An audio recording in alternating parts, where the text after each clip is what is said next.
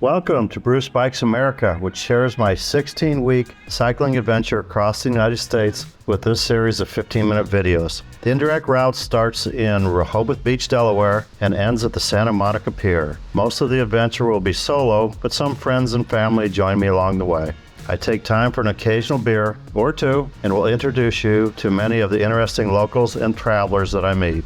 From DC to Pittsburgh, the route ventures off-road on the C&O Canal Towpath and Allegheny Passage. We then make our way across the Midwest with endless fields of crops and beautiful small towns. We'll turn south at Bettendorf, Iowa, where I grew up, to follow the winding path of the mighty Mississippi River. And of course, no cross-country bicycle tour would be complete without a ride on the legendary Route 66. Between historic towns, we pedal across breathtaking landscapes, vast ranch lands, and tribal nations, the painted and Mojave deserts, through suburban Los Angeles, and all the way to the Santa Monica Pier. So please join me as we explore the diverse and beautiful landscapes and people of the United States at 10 miles per hour on this epic cross-country bicycle adventure. Please don't forget to like and subscribe to my channel. Now, let's hit the road with this episode.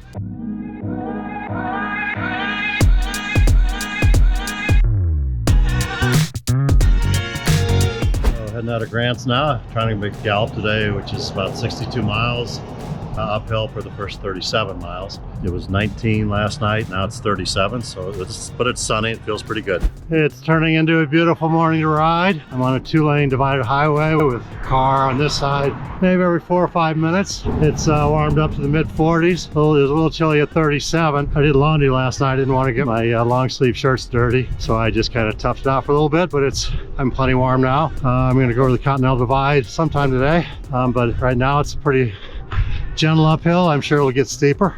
Beautiful scenery here in New Mexico. All the plateaus and mesas and buttes.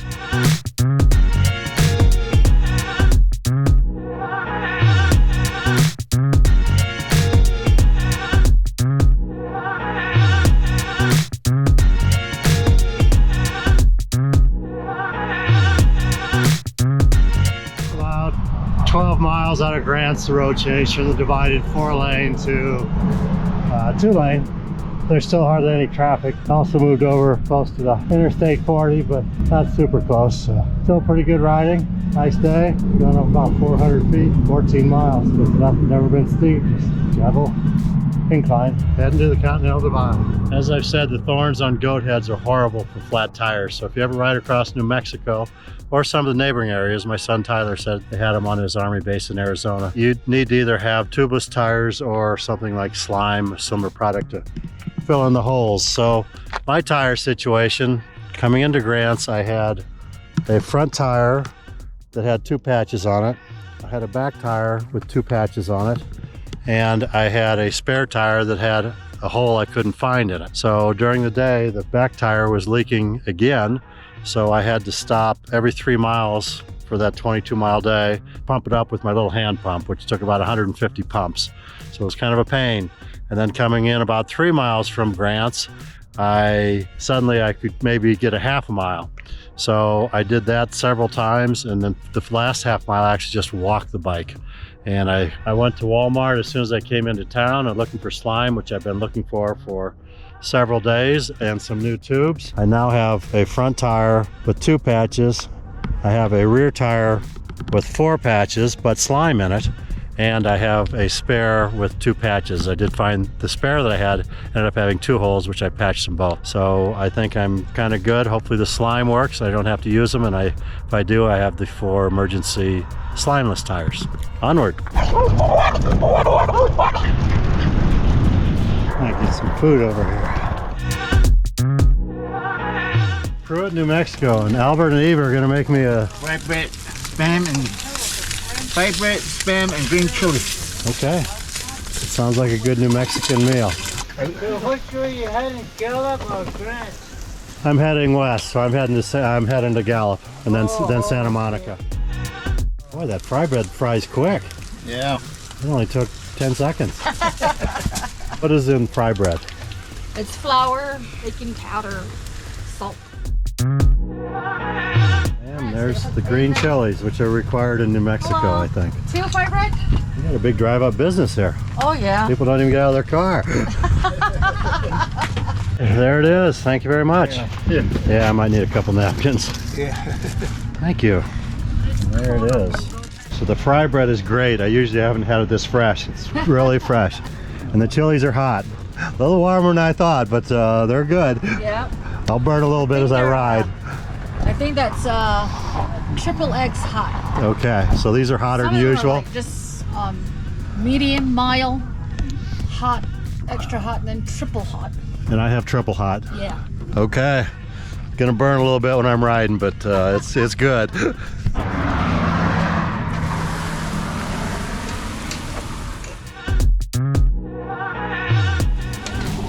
They are good, fresh and warm. Yep. Thank you, appreciate it. Thank you, bye-bye. Great food, thank you. Hope it warms up here. It's just stunning scenery. Look at these red rocks, cliffs, mesas.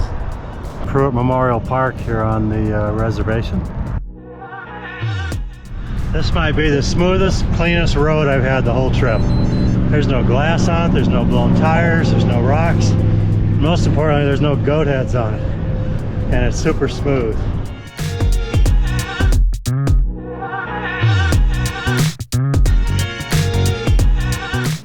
Well, I made the Continental Divide. This one's the real Continental Divide, as opposed to the Eastern Continental Divide, which I did with Paul when we hit the top of the Allegheny Mountains.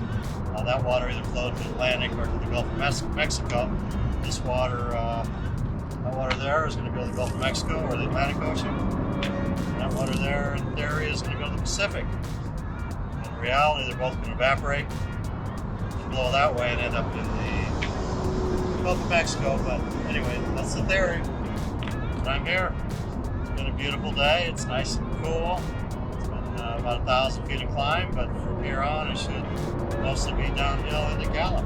Over there is the Continental Divide in those Red Rock Mountains, probably right about in the center of it. So I figured out a little hack. You're continually coming to hills and you think it's the end, and then you get to the top and it's a false top and there's a higher one. But if you see one of those communication towers, that means it's the highest one in the area. So it's a good thing to see a communication tower because you're almost done with this local hill anyway. And there it is, top of the hill. Looks mostly downhill the rest of the way with some beautiful views.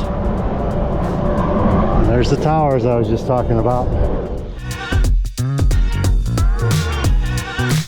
Very cool rock formations. Look at the way, I think it's this one. Just a skinny little sliver sticking out off of the big mesa. Very cool red rocks. And another train. These trains are every 5 minutes. I mean, there's almost no break between them. I made it to Gallup.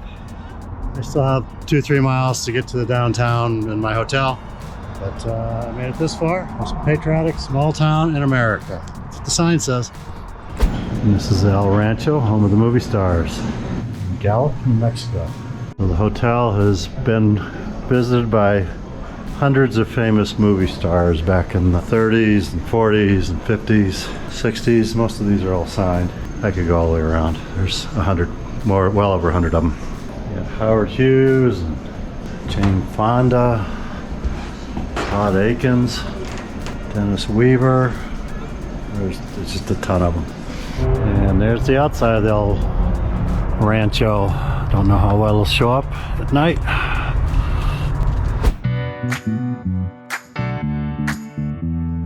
Tire update. Yesterday I had 0 flats. Awesome. Didn't have any flats, and I checked this morning. The tire pressure was pretty much where I put it yesterday. Most of yesterday going up the Continental Divide was super smooth, clean road, and then I was on the interstate, which I don't think there are near as many goat heads on the interstate, if any. Usually on the interstates I get little pieces of wire, probably from running over shredded truck tires, but it's awesome to have no flats. I don't know if it was the slime or I just didn't hit anything. I think I didn't hit anything, but all is good. Through New Mexico, I stayed at hotels. I did not camp in New Mexico. For one thing, it's been in the teens and 20s. I think last night it was 21, the night before it was 17. A little cold for my sleeping gear. There's also a lot fewer campsites, and it's been through a lot of Native American reservations, Indian reservations, and you're not allowed to do any wild camping there, or I was in Albuquerque. It's been mostly hotels lately, and this is my last night in New Mexico. I should cross the Arizona border soon. I'm in Gallup. 66. All right.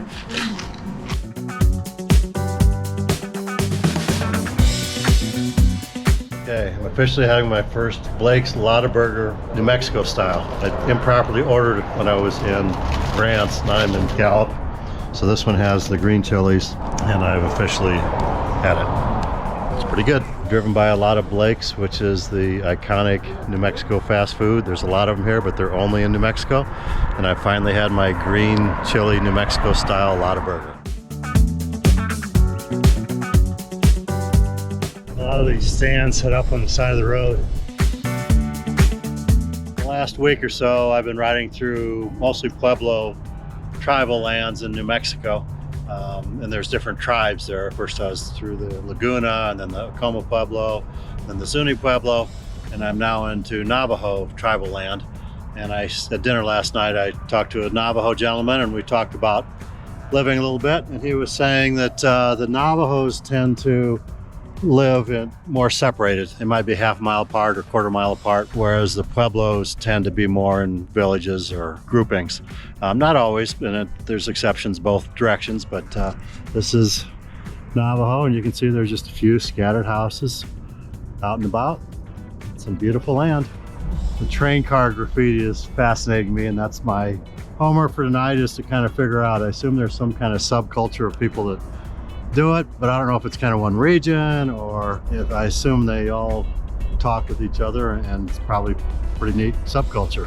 I'm also curious whether the train companies encourage it or just don't care, or whether they discourage it. And if they discourage it, do they prosecute? I doubt it, but I'm curious. Inquiring minds want to know. That says Southwest Indian Ministries.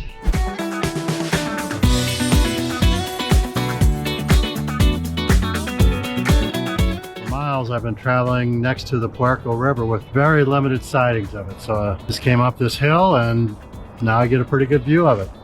There's not much water in it, but that's the Puerco River here on the Navajo Indian Reservation.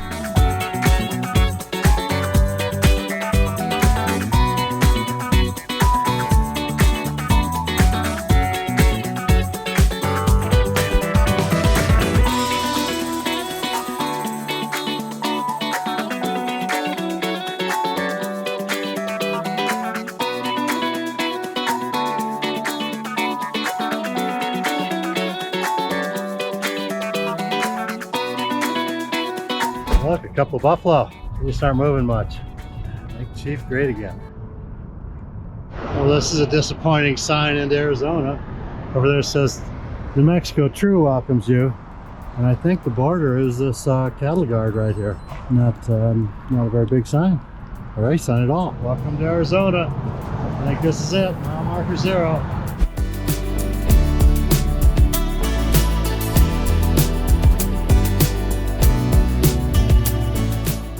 Animal figures up on the cliff. I'm in Arizona, even if they didn't have a welcome sign, which means New Mexico is in the books. I had a good time in New Mexico, kind of mixed feelings. If I was in a car, I would say it's the favorite state that I went through. Just incredible views, and the people were super nice. I mean, I think of Zoe making me a burrito, and just everybody else was nice. On a bike, it was probably a little bit long. Took me a long time to get through. Partially, I hit bad weather, tons of wind. And cold and rain. Certainly the flat tires with all the goat heads or bull heads made it a little bit tougher. Albuquerque had mixed feelings. Some parts of it were great, Nob Hill, and some parts not so great. So overall, New Mexico's good. I'm glad I did it. And now we're on to Arizona. Looking forward to it.